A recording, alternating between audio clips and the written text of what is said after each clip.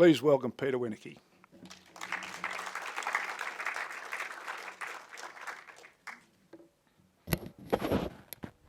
Thanks, Jeff, for that very warm welcome, and well done for filling the room. It's terrific to be in Adelaide, and it's terrific to hopefully to meet some of you today. And look, it's interesting that Jeff talks about this opportunity, and he's right. We have this extraordinary opportunity before us. You in this room know more than most the number of pressing social and environmental needs that we face within this city, this state, this country, and more so further abroad. And we've also created this staggering wealth in recent decades. So we've got this, we have the wealth and intelligence to solve all of the issues on the planet if we can actually be inspired to do so. So there's the really exciting opportunity in my mind is firstly to grow our culture of giving, which is not strong amongst our high net worth families. And also to teach and share best practice. We can do so much more and so much better. So how do we get there?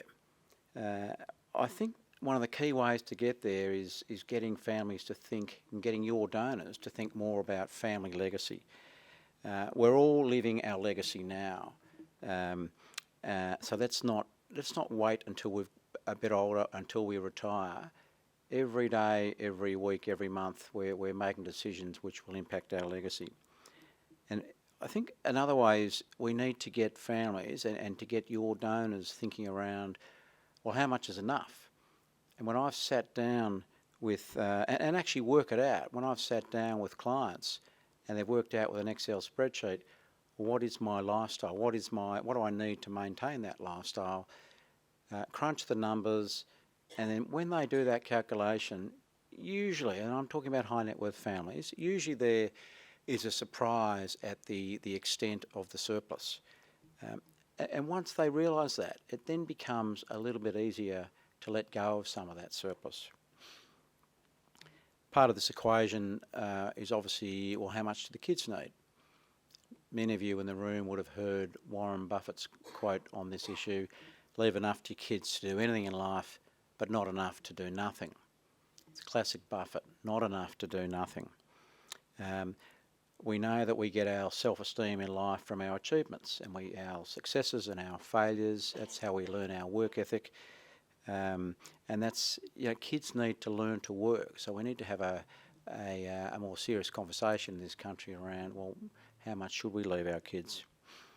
And of course, if we can address that issue, we can transform the philanthropic sector overnight, the amount that's able to be given to community organisations. So why would somebody consider philanthropy? Philanthropy's got some really special superpowers, which a number of you will be aware of. It's got this independence. It brings an independent voice to a debate regularly, which is crowded with vested interests. It can take risks that some others, such as government with taxpayers funding, can't do. And also, with philanthropy, you can take the long-term approach. You're not answerable to an electorate and 3 to 4 year electoral cycles. So we need to get families to think more about this. And the thing that when I was at the Myer Family office selling philanthropy, I mean, that's a hard gig. What I cottoned on to pretty quickly was the extraordinary educational tool a family foundation could be for the next generation. Whether that's, when I say a foundation, whether that's a public ancillary fund, sub-fund, or a private ancillary fund, there's a vehicle, and in my experience, if there's a vehicle, some form of vehicle, it tends to bring more discipline and more focus, which is more likely to maximise the impact from what families are doing.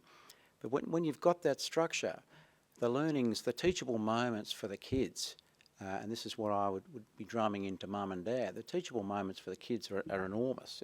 Firstly, whether it's a sub-fund which has got $50,000 in it, or whether it's a PAF which has got $3 million in it, or 20, whatever the multiple is, it's got finite resources. So the first thing is the kids are learning about investment strategies. So that's a good start. And then the next thing is, what are you going to do with this structure? What's the vision? What's the mission? What's the family passionate about? What are you going to work on together as a collective unit using the different skills of each family member? And then you've got to nut through, okay, that's what we want to try and achieve. What's the strategy? How are we going to try and do that? And then how do we measure the impact? None of that's easy, but it's incredibly satisfying to have a crack at it. And when I was trying to grow the sector back in the Myer days, I would get families to talk about the journey that they'd had, particularly those that really understood the educational aspect for the next generation. And of course, as I said, that's difficult, but it's it's a lot of fun at the same time and incredibly satisfying. But of course, there's no point just growing the size of the philanthropic pie. We need to give effectively. And we need to teach donors to give effectively and learn to gently push back on donors if they're not giving in a wise fashion. Directors and trustees of foundations, they're custodians of those assets. The assets, the beneficiaries are us, the community. So as custodians, I think there's a duty to maximise impact. And what I see in the philanthropic sector today is a lot of practices which are unchanged over the last 5 decades. In terms of the basics, best practice giving, we need to move away from what I call the spray and pray approach, which a number of foundations do. They're giving to half a dozen focus areas. They're regularly funding projects for 1 to 2 years. Some of that's nice, but it's not going to change a lot. So coming back to when I deal with families who have created wealth, usually they've brought a lot of discipline to the table as they've done that. So I suggest to them, why don't we bring the same discipline to the foundation table in terms of maximising what you're trying to do with this particular structure. So let's try and narrow down 1 to 2 focus areas, work out who's doing the best work in that space, bring some humility to the table. Don't say to the experts, this is what you should think about doing, because the donor is usually not the expert. It's very rare that they are. So once you've worked out the organisations that you think are doing some pretty clever work in that space, you're happy with the business plan, you've worked out, not you, but your partner, the grant recipients worked out how you're going to measure what does success look like, how are you going to measure progress along the way, what are the KPIs, then back them long term with unrestricted funding. None of this is rocket science, but it's pretty, as you would know better than I, it's pretty rare in the philanthropic sector to see donors backing organisations with long-term unrestricted funding. So we need to try and push back on that and try and call that out. It's difficult when you're in your shoes and you've got your hand out, but we need to push back on it. We need the sector to do that. Foundations also have a number of tools. They usually think they've only got a grant-making tool. If they're working with a partner who's got a cash flow issue, maybe there's some sort of debt instrument which could be useful, and that can then be repaid over the following years, so that can be recycled back to help other partners. If donors are working with an organisation that's got a social enterprise, perhaps you want to bring in some sort of equity instrument that might bring more of an investment mindset. And if neither of those exist, well then a grant is fine. We need to talk about the life of foundation. 99% of foundations that I see in Australia are established in perpetuity. I think there's a really compelling case for limited life foundations, so the doors are going to close by a certain date. $1 spent today is worth a lot more than $1 spent in 10 years' time. If you're funding issues such as climate change, and I always laugh when I say this, but I see it regularly, funding being drip-fed to climate change issues over a 10, 20, 30-year period. If you believe the climate science, we need to act now, not in 50 years' time. Future generations can create their own wealth and tackle other issues in the future which we're not even aware of exist right now. Foundation boards. I think we need to have a pretty frank conversation about philanthropic foundation boards. In my experience, most of them don't have the ability to tackle the issues that they're trying to tackle. They don't have the diversity of the community in which they're operating, and they don't have the lived experience or the subject matter experts which are going to help them try and achieve their mission. I think we need to talk about that in a more open way. So there are some key, in my view, there are some key reforms to get to more and better giving.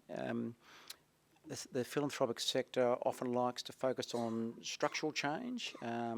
Sure, there are some things we could fix around our DGR setup to make it more effective, but I think we've got most of the structures in place to actually to grow our giving culture. It's more about cultural change. I think we need something like Australia's Giving Pledge, where influential high net worth families in each state and territory publicly commit to giving away 20% of their wealth in their lifetime or upon their death. We often copy our peers, so if we've got peers where material giving's becoming the norm, 20% of the family wealth, others will look at that. And I think Steve Jobs is a really interesting example. In the States, the Apple founder passed away 10 years ago. Lots of discussion. He's a freak. He changed the world. We've all got these Apple products. But in the States, they had a discussion around, but hang on, what did Steve Jobs do for the community? And I gather he did very little for the community. So in the States, they marked him down and said, well, yeah, but hang on, he did some good things, but he didn't do anything he didn't do a great deal for his community. Now, we would never have that discussion here. So I think we know our giving culture is starting to head in the right direction when we start having some of those discussions. Taylor Swift has just left Melbourne and headed to Sydney. I read an article about her in the Fin Review a few weeks ago. It was from Bloomberg, so of course it had come from the States, and they were saying that she's creating enormous wealth in a short amount of time. How is she going to share that with the community? So again, it's another example that that conversation would never happen in Australia. We need further reforms. We need a philanthropy centre of excellence. The best practice giving that I was just talking about, I rarely see that in practice. It's not rocket science. It can be taught. And I think such a centre of excellence could also highlight success stories from around the world. It could share sort of different types of measurement tools, and also teach the dynamics of social change. Transparency in the philanthropic sector in Australia, as we know, is poor. We have 2,000 private ancillary funds. We don't know who they are or what they do. The licensed trustee companies manage about 2,000 charitable trusts. We know very little about what they're doing. Transparency builds trust and improves performance. So I think we really need to shine a light on what our foundations are doing so we can learn and improve. So just in closing, I mean, we do have a really exciting opportunity in front of us, and I'm an optimist on this. I think and there's a little bit here is the weight of money. We've created so much wealth. Families are really starting to think through what are we going to do with it? How much are we going to leave our kids? But I think we've all got a role to play here. We've all got a role to try and, in your case, encourage your donors to do more. That's going to take a diplomatic conversation. But I think it can be, if it's couched in the right way. American author Bill Perkins, he talks about we shouldn't focus on life being the business of life is not the acquisition of wealth; it's the acquisition of life experiences. And so what I say to that is, to high net worth families, in terms of acquiring life experiences, creating some sort of family foundation, whether it's a sub-fund or a PAF or something else, getting your kids engaged and working, as I said earlier, on it as a collective unit to target something in the community that you're passionate about. There's nothing much more satisfying than that. It's hard yards, but it's incredibly satisfying. And then it's working with people like you in the room. You're meeting people you didn't know before who are really intelligent and have got a passion for some aspect of improving the community. So if you want to, I think what you should be, I suggest you talk to your donors around, if you want to do the Bill Perkins and acquire life experiences, that's an unbelievable one to grab hold of. And some of the older ones in the audience might remember Gareth Andrews, who ran around for Richmond and Geelong in the 1970s. He's an old friend of mine. He knows a lot of successful people. He's probably in his early 70s now, Gareth. He loves to say to people, look, I can see you've had some success. Have you done your best work yet? And most of them say to him, probably not. I know I've succeeded at that and that, but that's all really been about me. So I like to say to people, have you done your best work yet? And that might be an interesting one for you to couch to some of your donors. And by focusing on more or better giving, I think a lot of us can then do some of our best work. Thanks for the opportunity to speak.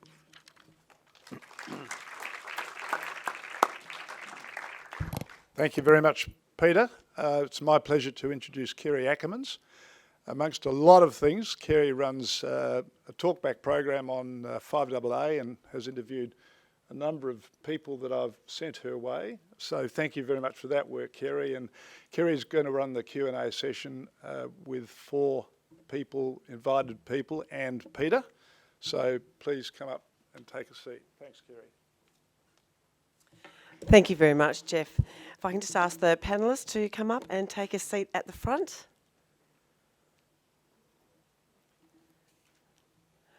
Firstly, I'd just like to acknowledge that we meet today on the traditional lands of the Kaurna people and pay our respects to the spiritual relationship they have with the land and to elders past, present and emerging. Thank you for joining us today. Thank you for that introduction, Jeff. Just so you know, in my day job, I'm also CEO of Community Centres SA.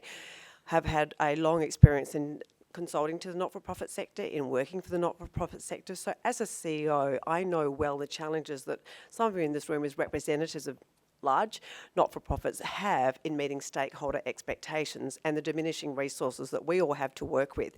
So the more that philanthropists are able to give sustained structured giving, the better for us. And the idea of this is to grow that philanthropic pie, but also to ensure that for the support that's given, there is the best outcome, which is what we want for all. So this is really an opportunity for you to be able to look at how can you educate your donors to grow the pie, not to diminish or to share the pie with others. So I just wanted to set that out there, that this is what I experience and see every day as a CEO, because we have many people involved in the community sector all looking for funding. I call them the hungry birds. We want to make sure that it's given to in a way that can be sustainable. And we've heard from Peter, who's given a fabulous structured outline about where the sector could go and where it needs to go. And thank you for that, Peter. So I will ask you some further questions. But importantly, we're very fortunate to have here today 4 panellists who can speak from the grassroots, 2 family foundations and 2 corporate. We have with us today Heidi Crawford from the CMV Foundation. We have Kate Stock from the Day Family Foundation. You may see a similarity in names there, obviously involved with Jeff's foundation with Kate, and Jim Whiting from the Badge Foundation and Damien Brown, founder of the Indolka Kanina Foundation. So I'm actually going to start with Peter. Peter, you've written the book Give to Live, Give While You Live. Now, what motivated you to write that book? Because you have a lot of information, it's a lot to pull together. What are the core messages you wanted to get across and what motivated you to do that? I think, Kerry, about 18 months ago, I was moving from my mid-60s, not yet, mid-50s to late 50s, and I was trying to work out what should I be doing to maximise my impact. So I've been very privileged. That's still working? Yep. I've been very privileged to work with a lot of really smart people. I thought 20 years in the philanthropic sector, I've been involved with a number of sort of failures, some successes, and I was thinking perhaps have I got enough stories in me to write a book? And I thought, when I started thinking about it, I thought, well, actually, I wish I'd read this book 20 years ago. It just would have fast-tracked a lot of my learning. So I thought, well, let's write it and share it. And who should buy this book, Peter? Who are you really aiming this book at? Yeah, Kerry, it's primarily aimed at high net worth families to get them to think around a more constructive use of their wealth. But it's created a bit of interest with fundraisers because there's a bit of an insight into family offices and how high net worth think, and some of the tools that fundraisers and charities can use as they talk to high net worth donors and try and entice them to do a bit more. So mainly high net worth families, but there's a bit for others as well. And in your observation, Peter, do you see a divide or a gap between what the not-for-profits want from philanthropists and what philanthropists want to give and see? Yeah, how long have we got? It's enormous. I mean, studies have been done. There was a big research piece done a couple of years ago by Liz Gillies and a few others, questions to grant makers, questions to grant seekers, and there was no alignment whatsoever. So I think this is where grant makers have got to be really careful with the humility piece, because there's a power imbalance. Putting it crudely, there's a pot of cash and people want access to that cash. So we've got to be I've got a chapter in the book about humility. We've got to be much better at it. And I'll stop there because I'll go for an hour and we've got others who should speak.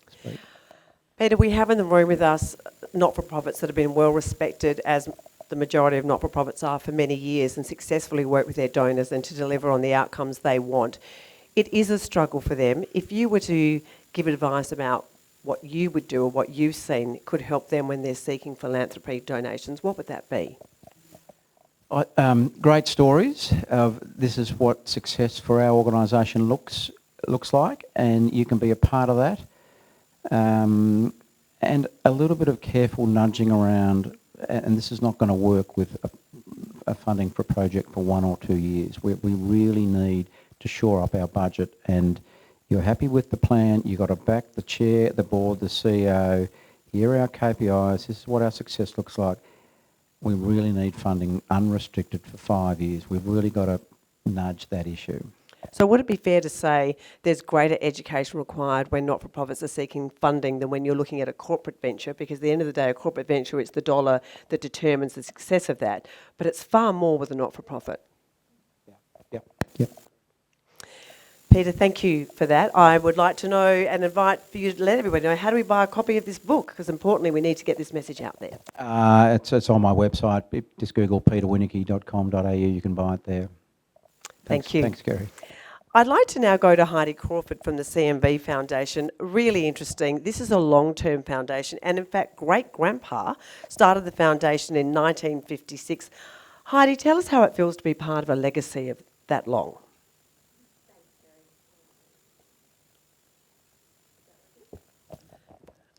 I'd like to do a swap. Thank you, Peter.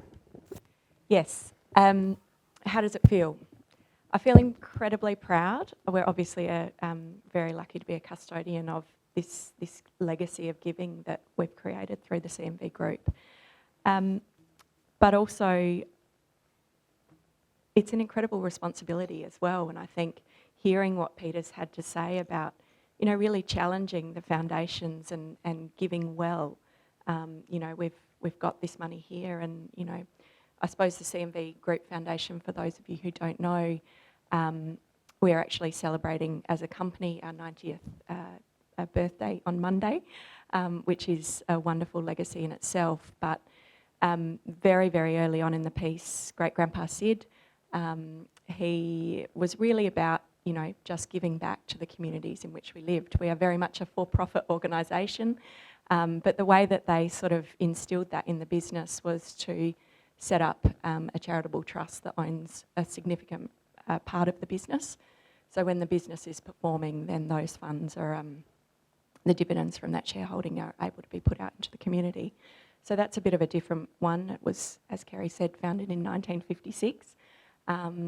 So how does it feel? Yeah, incredibly proud, but also, really making sure that we are giving those funds well, and we've done it for a long time, but I'm certainly not saying that we're the best at it. So a lot to learn, I think.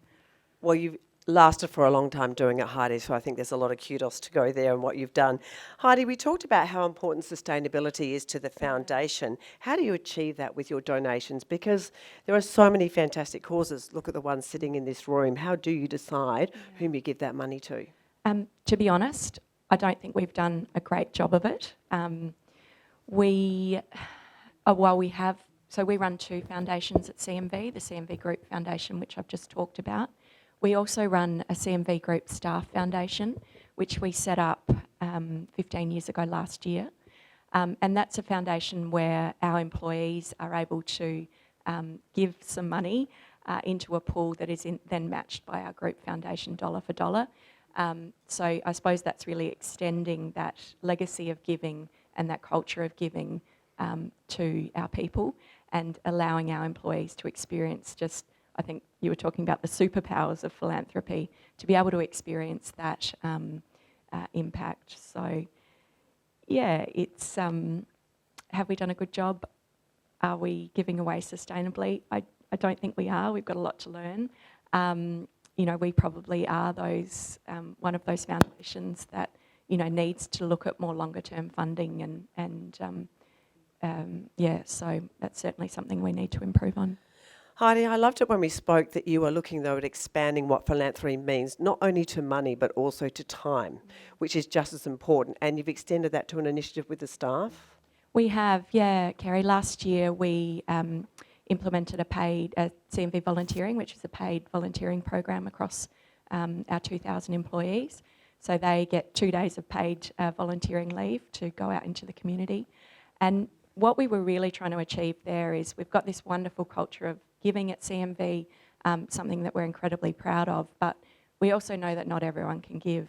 And also, as you in the room would all know, that the piece of volunteering is such an incredible and important part in this space as well. So we are very, very proud to have that program up and running. If unashamed plug here, if there are any not-for-profits that are looking for volunteers to partner with, I think everyone has my email address. But no, it's been a wonderful way to sort of extend on that real natural culture of giving that we have at CMV. And Heidi, is there a story that you can share that comes to mind that really touched yourself and the family involved in the foundation, or we've been able to give? When you asked me this the other day, I said, how long have we got? And you said, probably not long enough. A couple of minutes you have, actually. Yeah, I've actually got to jump on a plane, so please excuse me as I jump out the door after this panel quite promptly. But there is one that jumps to mind, and I think it was a real moment for me in the power of giving. It involved giving to an individual, which I think is quite different to some of you here, but obviously the impact that you have on individuals through the various things that you do is similar. But we gave not a huge amount of money to a lady that was incredibly unwell. She was exactly the same age as me. She had a child that was exactly the same age as mine at the time. We had helped her out to buy a van and put in some child seat restraints. It wasn't a lot of money, but I met with her when we handed it all over, and I just was looking face to face with this lady who, essentially could have been me, and just that impact. She's very sadly passed away now, but she got a good 3 years out of travelling around with her family, all in this little van. That otherwise she would have been taking taxis in her wheelchair, etc. And I just remember the power of giving, but also that it could be anyone that is the recipient and the need. You never know the need that you're going to have during your lifetime. So a pretty powerful moment, probably not one that resonates with that many people, but yeah, really, really special. Well, I think, Heidi, what will resonate though is that it's about awareness and passion and having empathy, and you took that leap, the foundation took that leap to say that could have been me. And I think that's a big part of where philanthropy can come from. To be grateful. So thank you for sharing that. Appreciate that. My pleasure, Kerry. We're now going to talk to Kate Stock from the Day Family Foundation. Also, not as long legacy, but I can see a legacy far into the future. Kate is the director of the foundation. Kate, the foundation very much believes in multi-year sustainable funding. Can you talk to us about that? Yeah, sure. So I guess stepping back in time a little bit to understand how we got to that, as a family foundation, we started off by sitting down and working out what our values were around giving, and we came together and decided that education was really important to us. Doesn't mean we only contribute to educational causes, but it's a primary focus for us. But to give to a disadvantaged school as a one-off is not going to have a true impact, and so we very quickly realised we had to look at multi-year approaches. And an example of that is through the work we've done around music education. So there was some fabulous research that existed to show that when kids had music on at school during the day, that would be a day that they would attend, especially in disadvantaged settings, and that this would increase their wellbeing. And so we focused very heavily on introducing music programs over a minimum of 3 years into a school. And a good example of this is Nuru College, which many of you would be familiar with. And it really creates a culture of music within the school that the leadership is also very committed to in the longer term. So we've done a lot of different multi-year programs. We find that it's a more strategic way to go about our giving that's going to create sustainability in the organisations that we're supporting. And after all, that really is what we want to achieve. Thank you for that. I'm sure there's many not-for-profits in the room today who would acknowledge that we've started amazing programs that unfortunately stopped when the funding stopped. But the need was still there. Kate, can you talk about your vision for philanthropy? So I guess our vision for the philanthropy within the Day Family Foundation is very much about engaging our family. So I have a brother and a sister who are also directors, and my mum and Jeffrey, obviously. It brings us together, but increasingly it's bringing the grandchildren together as well. So I've got 3 kids, there's 7 grandkids in total, and they are very much growing up now in a culture of giving. The foundation has encouraged me to move away from my previous career into the not-for-profit sector. So I now work for a charity called Good 360, and I can see actually even within my cousins, we are trending towards working for not-for-profits and social causes. So it's having a big impact on our family, and I can only assume that it's going to create that, you know, giving is innate for our children and grandchildren and so on. And certainly my husband and I intend to, contribute to our foundation as an ongoing legacy as well. So hopefully that answers where you were getting at. It does, Kate. And of course, the other thing we need to think about when we talk about structured giving and foundations and the younger generation is so much of what they do is online. They'll support anybody, but not actually get out from behind the computer and go there. How do you think we can tackle that? In terms of getting face-to-face? Yes. Yeah. Look, I've found through the foundation that when you are working with not-for-profits in a sustainable multi-year way, that you actually have way more opportunities to to get face-to-face. You're often invited to events. I know with many of the disadvantaged schools that we've worked with across South Australia, we get invited to their end-of-year concerts and other lovely things like that. And that's just so important to experience that and it not just be the handing over of the cheque. So, I think... Yes, certainly Nuru, for example, every chance I get to do a tour down there and see their progress, I take up that opportunity. And gradually we'll get our children more involved in that as well. It makes it very real. Thank you very much, Kate Stott from the Day Family Foundation. I'd like now to hear from Jim Whiting from the Badge Foundation. We think of it as a corporate foundation. Jim started this foundation 40 years ago and today is partnered with an Indigenous partner to support initiatives, but they have a national spread of offices. So think about the number of people they would have and how do they go about allowing and empowering people to have a choice about the charities they select. Thank you, Kerry. Now, I've got to correct you there. We started the foundation 6 years ago. Oh, it was only 6 years ago. But we started Badge 40 Yes. years ago. So I can't compete with Heidi there with the length. Look, the way we looked at a foundation is from a Badge point of view. We'd always been involved with giving, for philanthropy, I suppose. But I wanted to, we've got 6 offices. I wanted to be a little bit more structured. I just took a business approach to it. I wanted to be a bit more structured about who we gave to, and I wanted to get the buy-in of our staff. So I said, well, because over the years there's been a little bit of the usual suspects with the people we gave to, and I wanted the staff in Perth to get involved. I wanted them to perhaps get into the culture of giving that we'd always had, but it's a bit hard with an interstate office to get your culture to permeate. So I said, well, look, the best thing I can do is get organised like you need to be to build something. So we started the foundation. I caught up with Jeffrey and we started a PAF, if you like. So we said, right, the committee is made up of a couple of people in each office.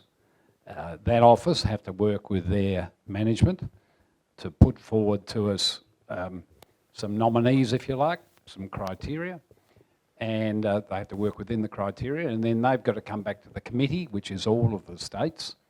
And as long as they tick the boxes we've set, well, they then fit the program. Some of it's over a period of time. But what we've tried to do, and which actually is not that easy, is we've tried to relate it to commercial building. I mean, we're in the commercial building game. It makes more sense to me to be try to support charities that are directly connected to what we do. Now, that's not actually that easy. There's some very good ones in construction, like Mates in Construction. Now, they're a very big organisation. They probably don't quite fit. We do work with them. But we're trying to be a little bit more hands-on. And probably like Heidi, I think we can do that a lot better, but we're only 6 years in, so that's fine. And look, that's worked very well for us, Kerry, in terms of it's involved people in each office. We don't do all our giving through that. We tend to leave the foundation for the work part from a Whiting family point of view. We support the, Hutt Street. For instance, with Chris there and a lot of the other charities that are here, we're involved with Nutu as well. What a fantastic charity that is. So, but the work from a corporate point of view, I really try to, like everything else we do at Badge, we try and be structured and organised. And to date, I think it's worked very well, but I think we can do a lot better. Thank you. And what tip would you have for philanthropists on how they can achieve the best outcome for their dollar spend? Because as you say, you take that engineer, very structured style approach. How would you give that advice? What would you, if someone was looking to start out to be more structured in their giving? Well, perhaps for the, I think most people who are probably your target, Peter, are pretty organised people. I think the people who've tended to have accumulated that 12 billion or trillion or whatever it is, 3 trillion, are people who are pretty structured. I think, Kerry, it's probably both sides of the equation. People look for structure and people give to structure. So, but from a philanthropist's point of view, I'd say, well, the people I know, the target market, are probably the people who are structured and the people who like structure. So look at, I won't pick on you, Chris, but look at Hutt Street. What a beautifully structured organisation that is. That appeals to us because we can see what they do. I think some of the things we've been involved with, as I say, that's where we go. We go where we can. It's very transparent. We can see what's going on. We can see where it goes. That's all obvious, I know. But that's what I'd say, Kerry. Thank you, Jim. So it's that demonstrable giving, that value in seeing that, as you said, you can actually see those outcomes. Very important. Thank you for that. I'd like now to hear from Damien Brown, founder of the Myer Foundation. Damien, when we had a conversation, we were talking about, you've been doing this also a long time, that benefit of structured giving through a foundation. Are they hard to set up? What are the benefits? Because so many people give large donations where they feel ad hoc. What do you see as the benefit of a structured foundation? Well, first of all, if we go back to the story how the Ndolkinena Foundation started, I was walking through the Adelaide Hills with a mate and we're having a broad-ranging chat about a whole lot of things, and it came up about a PAF, something I'd never heard of 5, 6, 7 years ago. And I sort of picked up my ears and thought, well, this is going to be interesting. I'll have a chat to my accountant.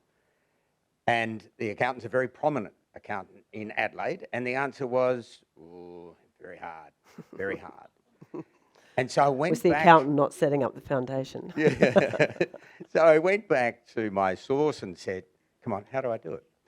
And I sent straight off to API, Australian Philanthropic Services, APS. APS. Yes.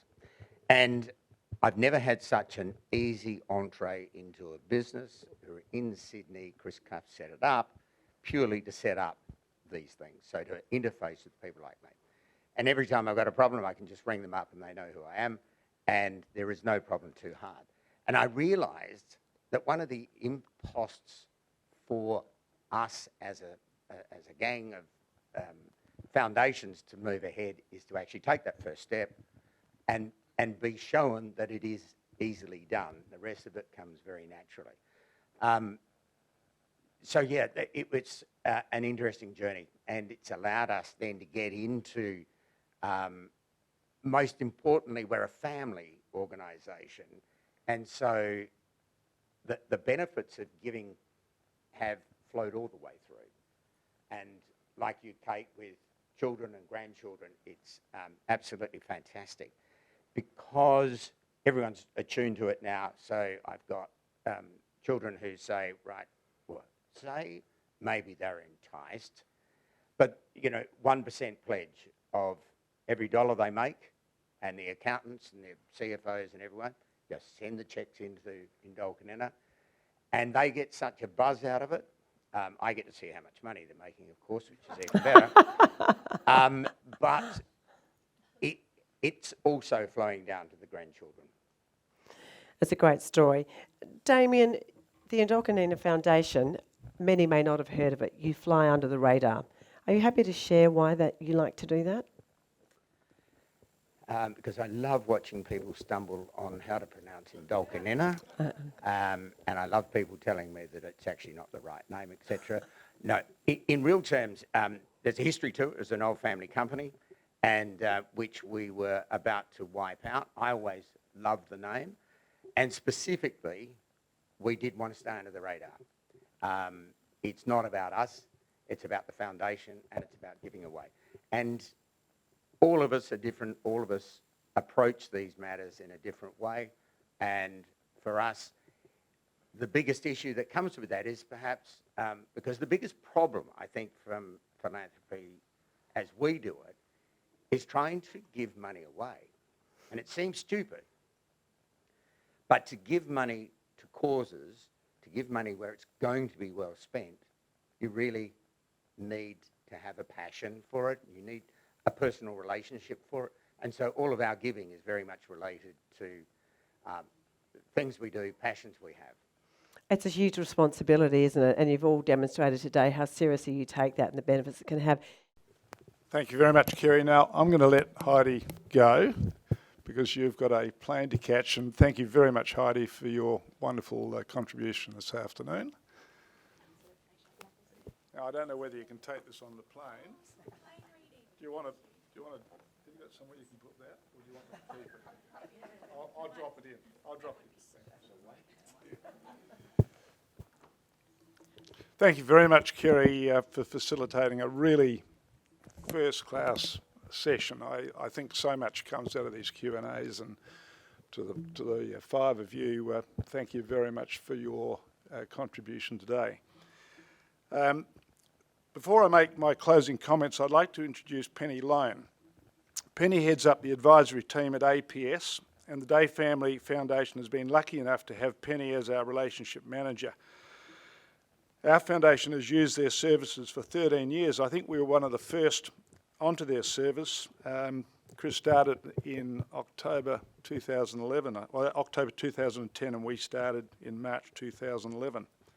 And we've enjoyed a quality service which is backed by a high-profile board, including David Gonski, and a management team that is committed to growing structured giving in all states. Yesterday I read in their e-news that APS, through their clients, has collectively given to charity $750 million, an exceptional achievement in 13 years. I'm pleased to advise that they are very interested in supporting this very different education model in South Australia. As should it be successful, it can be applied nationally. I should also point out that the Day Family Foundation has provided debt funding to help scale APS services, as growing philanthropy in both SA and nationally is part of our purpose. Penny is going to give a snapshot of their services. Please welcome Penny as she has flown over today on her day off, on her birthday, because nobody can say no to Jeff Day.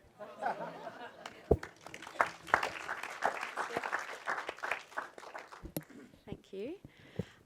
Well, I have to say, it is my birthday, and I was thinking, oh, Jeff, you know, you're putting me in the hot spot here, but it has been so wonderful hearing all these stories, and I feel that APS kind of sits in the nexus of what you're talking about, Mark, educating accountants, which we are having a big push now that we've had a big business transformation in the last 12 months, bringing our accounting services in-house. Some of you may be aware that we had a relationship with Jacquard Minns, which was a very happy and excellent relationship, but we wanted to have an end-to-end product for our clients, so that's just taken place, and now we can focus on other things like educating other accountants about what PAFs are and structured giving and so on. So Jeff's given me 3 minutes to give a quick overview of APS. I can assure you that's not because I charge in 6-minute increments and he's looking for a discount, but I think he wants me to be snappy. So as Jeff mentioned, Australian Philanthropic Services was established by Chris Cuff in 2012 to inspire and promote philanthropy. In particular, we wanted to remove some of the obstacles such as excessive fees that philanthropists sometimes face when they're trying to set these structures up. So our services are very practical. We provide establishment and administration services. We have our own foundation, which is called APS Foundation, in which clients can start a giving fund or sub-fund. And we also provide giving services, and that speaks to Peter's point about trying to encourage our clients to give as effectively as possible. As I'm sure many of you know, dealing with philanthropists, some can be educated and trained as you like them, and others just want to do what they want to do. And you know, it's a constant tension within our organisation to work out how do we encourage people to give better, but at the same time let clients do what they want to do. So we are an independent organisation. We work with, we have no relationship with any financial institution or any professional services organisation either. We're also a not-for-profit entity ourselves with DGR status, which was sort of hard won, so we can relate to some of the issues that not-for-profits face. We have, because all we really do is structured giving, we really are the experts in this area, and we have David Ward, who wrote the manual for directors of PAFs on our board, and also providing really excellent technical advice when things get complex. So as a result of that, our independence, not-for-profit status and specialisation in structured giving, we have grown very quickly in the last 10 years. We set up about 40% of new PAFs every year, and we now work with more than 800 families across Australia. We have a presence in Brisbane, Melbourne, Adelaide, Sydney and Perth, and actually I realised today we have more people in Adelaide than we have in Melbourne, Brisbane and Western Australia put together, so that's pretty terrific, and that's as a result of bringing the accounting in-house. So we've got some good accountants only doing PAF accounting. We have no intention to move into any other types of accounting. So we have grown very quickly, and we're really thrilled with that and positioning ourselves for further growth. We think we're in a really great position to help achieve the government aim of doubling philanthropy by 2030, and also I think Jeff Day's aim in South Australia as well.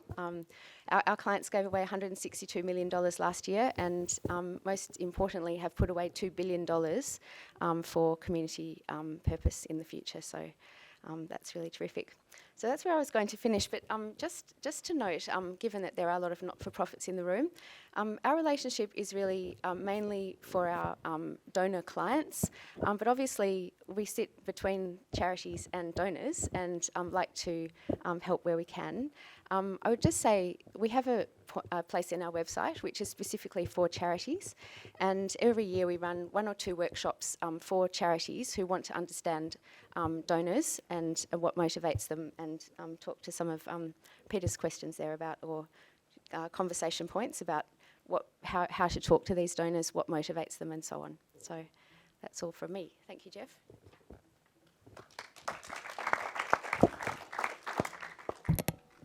Thank you very much, Penny. Life is either a daring adventure or nothing at all. Inspiration comes in many forms. Whether it's Kath House driving Impact 100 SA membership above 300, or starting Young Impact, or Kay Burton, who through the generous funding from the Burton Foundation and her considerable time and energy has launched SA Philanthropy Network, or Peter Winneke, giving his time to talk today and this evening, or Nikki Harndorf helping me with venues, invitations and advice.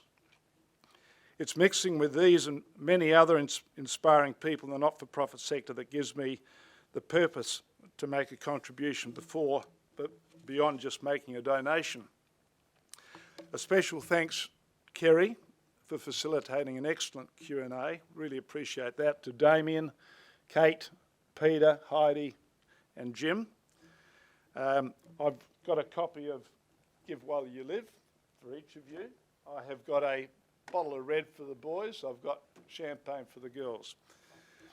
I'll send an email out to all of you, which will provide a link to Kay Burton's SA Philanthropy Network, should you wish to be kept up to date with a number of very interesting events that she will hold every year. Today you've seen a great example of storytelling, and in due course I will send out an invitation to an education session with Australian Philanthropic Services, which will be delivered around ancillary funds and structured giving for those of you who want to feel comfortable talking to donors about these subjects, or running an event for donors similar to this one. So thank you very much for your time and interest, and I hope you take away something back to your business and perhaps be inspired to run similar events for donors